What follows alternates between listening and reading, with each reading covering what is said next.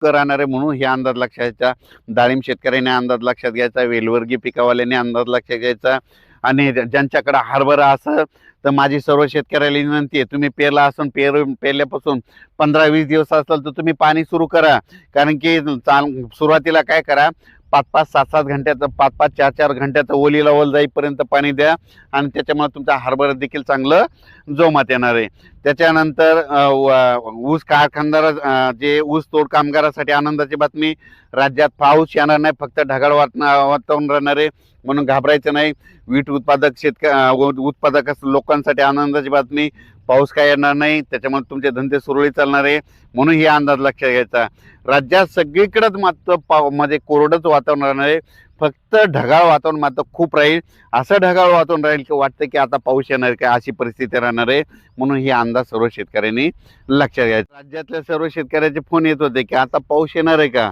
राज्यातल्या सर्व शेतकऱ्याला सांगू इच्छितो की काय झालं, एक आंध्र प्रदेश, तामिळनाडू, कर्नाटक, केरळ ह्या पट्ट्यामध्ये एक चक्रीवादळ घोंघावतंय, तर त्याचं नाव आहे टिटवा. ते चक्रीवादळ काय होणार आहे, इकडं छत्तीसगडकडे जाणार आहे.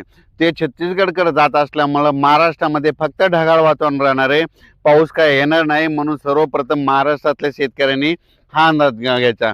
मग पाऊस कोणत्या राज्यात पडणार आहे, एक तामिळनाडू राज्यात पडणार आहे, त्याच्यानंतर आंध्र प्रदेशमध्ये पडणार आहे, तेलंगणामध्ये पडणार आहे, कर्नाटकमध्ये परिणाम जाणवणार नाही.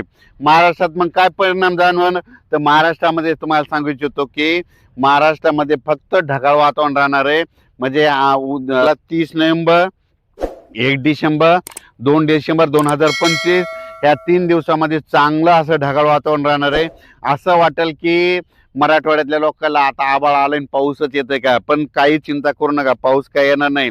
द्राक्ष बागायतदारांना एक सांगू इच्छितो की की सध्या काही पावसाचं वातावरण नाही, फक्त ढगाळ वातावरण राहणार आहे. पण हे ढगाळ वातावरण राहत असल्यामुळं राज्यामध्ये धुकं राहणार आहे, धुळी राहणार आहे, धुराळी राहणार आहे, म्हणून हा अंदाज लक्षात यायचा.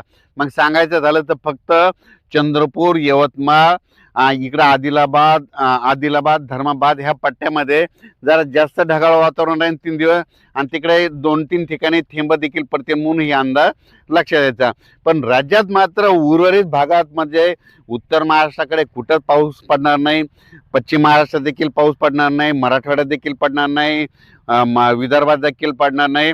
फक्त पूर्व विदर्भातले चंद्रपूर, नागपूर त्या जिल्ह्यामध्ये काय होणार आहे, थोडेफार थेंब असे पडलेले दिसतील, म्हणून हे लक्षात येतं. पण राज्यात मात्र पावसाचा